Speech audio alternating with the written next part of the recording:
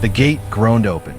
Cold morning fog crawled across the ground like a living thing, clinging to boots, barbed wire, and the shoulders of the silent prisoners who stood frozen in place. At first, they heard nothing. Then voices. Soft, casual, human. And then the strangest sound of all, laughter. Johann Bauer lifted his head, just slightly, just enough to see American guards sitting at a wooden table outside the mess tent. Plates of warm food, steam rising, bread stacked high, and chairs, empty chairs, pulled out as if waiting for someone. A guard waved. "Come on," he said. "Sit and eat with us." The German POWs did not move. This had to be a trick. It had to be. But Johann noticed something in the guard's eyes. Not mockery, not cruelty, not triumph. Something far more terrifying. Kindness. And he wasn't ready for that. But he didn't know the truth yet. They had been trained to fear surrender. Every lesson, every whispered story around the barracks, every leaflet dropped from the sky painted the Americans as monsters. Brutal, merciless, unfeeling. Men who would take no prisoners and show no compassion. A single misstep could mean death. That idea had been drilled into the minds of the young German soldiers, day after day, until fear became a constant pulse in their veins. And now, standing on frozen ground with rifles in trembling hands, staring across the field at the American lines, that fear was alive, crawling under their skin like ice. Their hearts pounded with the weight of expectation. The expectation that surrender was not an act of relief, but a step into the jaws of punishment. They imagined cages filled with screaming men, hungry and beaten, the sharp crack of boots against flesh, guards yelling a language that was not theirs but sounded like finality. Every step forward was a gamble with fate, a bet they were not sure they could survive. They wondered if the stories were exaggerations, yet the terror in their stomachs said otherwise. Every nerve screamed caution. Every memory of the front lines, the blood, the screaming, the mud freezing into their clothes, warned them that mercy was a lie. And yet, surrender was inevitable. Exhaustion had stripped them of pride, of discipline, of hope. Hunger and frostbitten fingers made their rifles feel heavier than their own lives.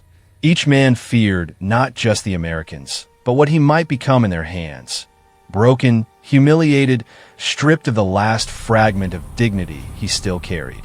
Their minds raced through warnings and warnings repeated in echoing voices. To surrender meant to die, at least in the way they had been taught to imagine it. And so, with hearts clenched tight and breath shallow in the cold winter air, they stepped forward, bracing for cruelty, expecting the worst, not knowing that everything they believed about fear, mercy, and humanity was about to be overturned. The first glimpse of the Americans sent a shock through the prisoners that was almost physical. From the frozen distance, they could see uniforms that seemed impossibly clean, faces unscarred by the front, eyes that did not carry the exhaustion and rage they themselves knew too well. For a heartbeat, the German POWs could only stare, disbelieving.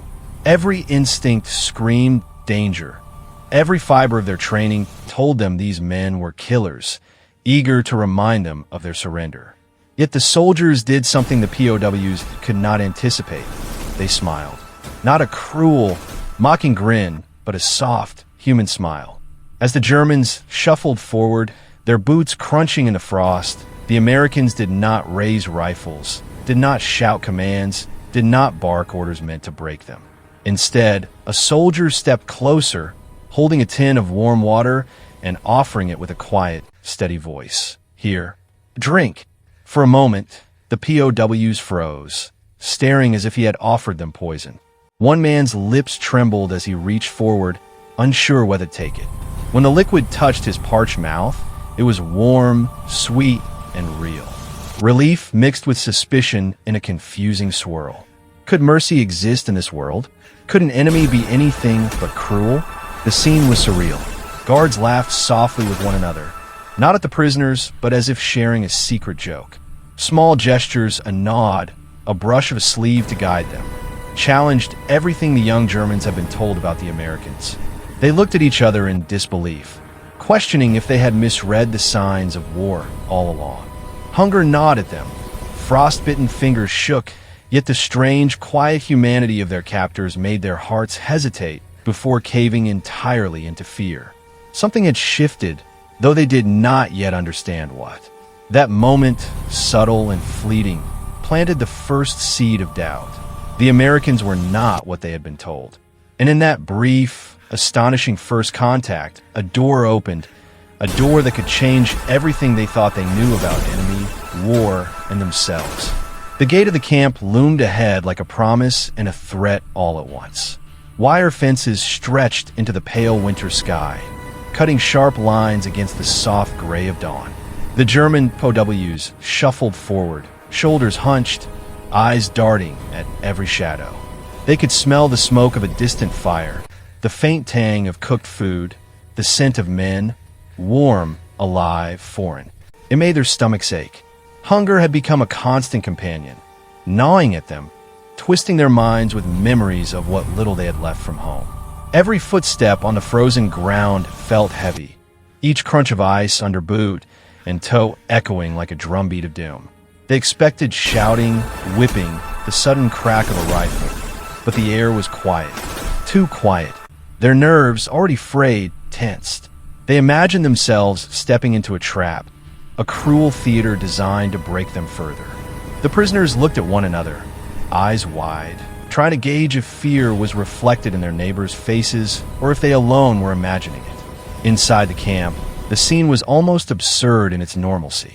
Barracks lined the snow-dusted paths, simple wooden structures that smelled of straw and smoke.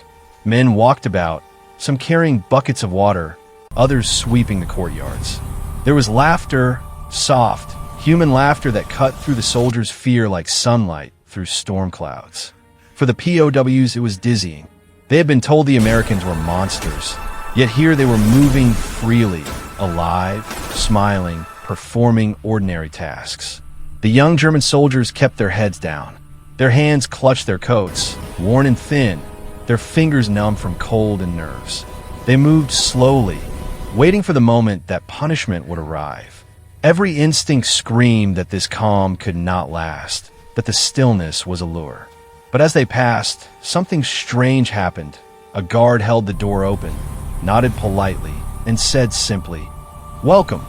And in that instant, amidst frost, hunger, and disbelief, a single thought crept into their minds. Maybe this place was different. It happened quietly, almost imperceptibly at first. A young German POW huddled against the biting wind, teeth chattering, boots soaked and stiff with frost, when an American guard approached with a small loaf of bread and a tin of steaming stew. The prisoner froze, disbelief etched across his pale, hollow face.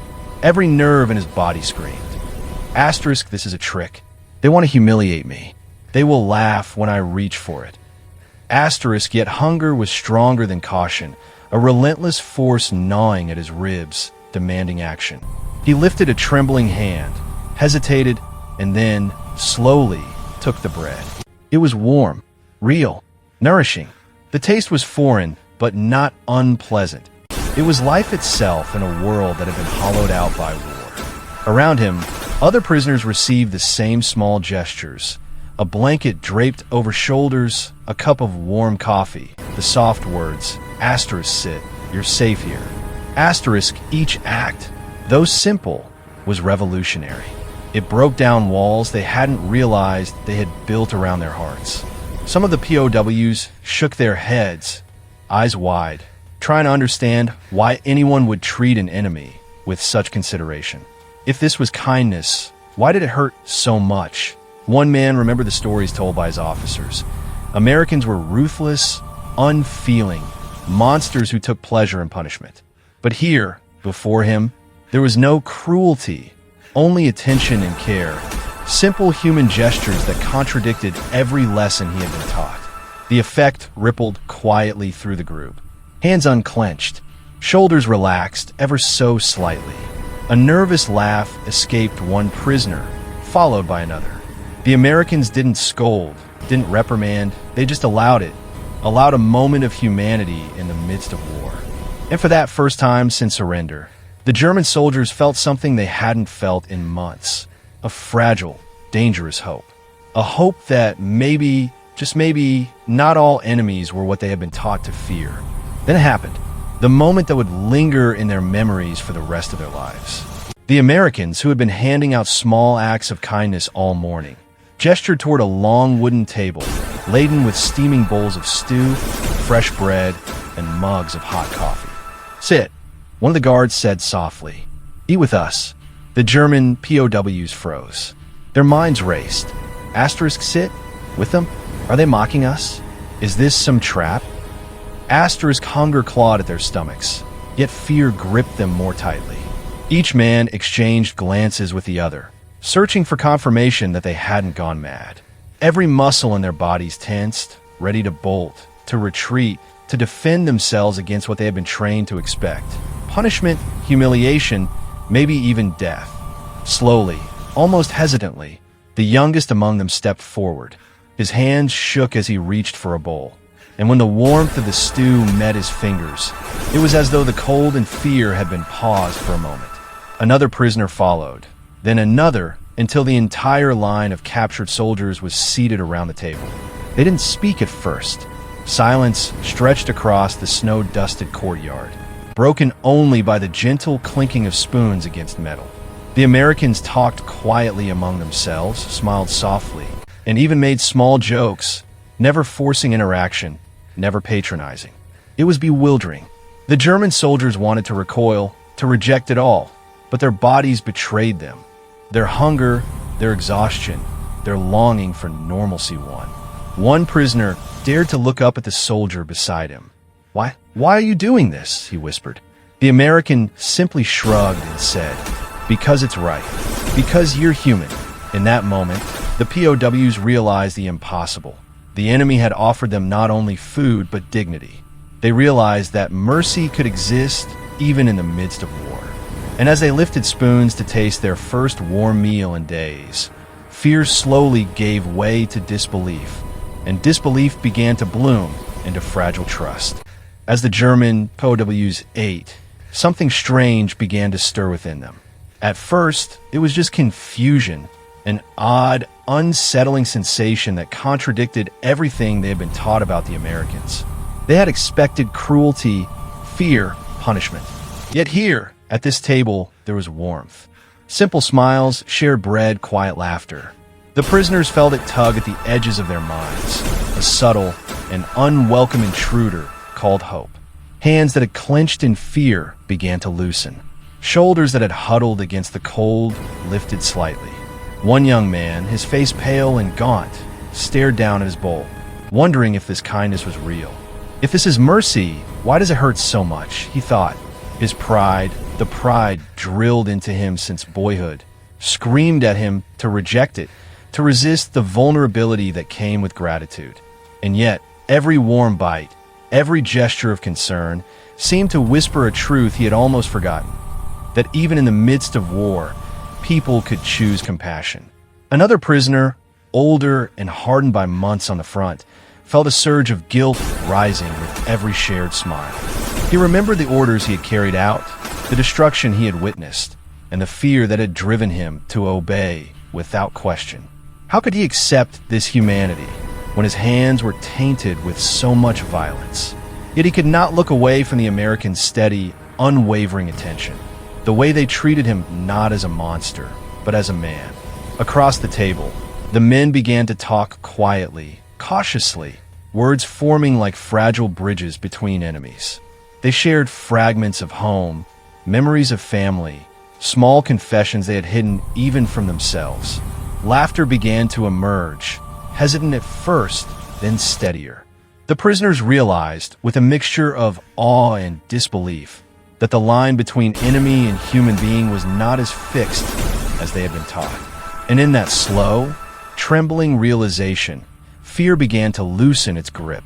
Bit by bit, spoonful by spoonful, the German soldiers began to feel something they hadn't dared to imagine in months. That perhaps they were not doomed, that perhaps even enemies could offer a hand instead of a bullet.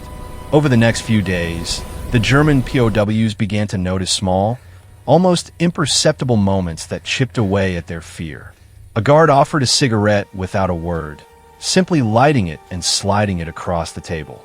A soldier handed over a book, worn and dog-eared, and the young prisoner read the words aloud quietly to himself, savoring the rhythm of a language that wasn't meant to be comforting. Laughter floated through the camp, soft and careful, as Americans teased one another, and the POWs found themselves smiling before they realized it. One evening, a harmonica appeared, passed from an American hand to a German one. The boy hesitated, unsure if he had permission, unsure if taking it would be interpreted as betrayal or arrogance. When he played, a trembling, tentative melody rose over the camp.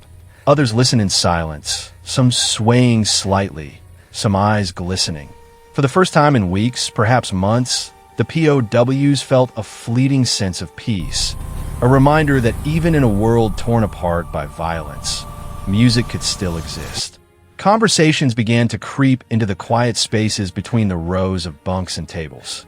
Soldiers exchanged scraps of their lives before the war. Small, human details, a favorite meal, a memory of a sibling, a joke told by a father long gone.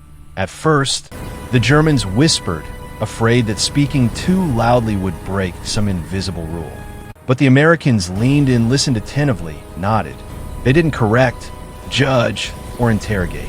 They simply heard, and in these small exchanges, a strange alchemy took place. Fear became curiosity. Suspicion softened into wonder. The POWs began to see the Americans not as enemies to be outwitted, but as men, flawed, human, capable of laughter, of mistakes, of care. It was in these quiet, shared moments that the soldiers discovered something deeper than survival. The possibility of connection, even across the battlefield. For the young German boy, each smile, each song, each small gesture of understanding was like a spark. And with every spark, the darkness that had consumed him began to recede, just a little.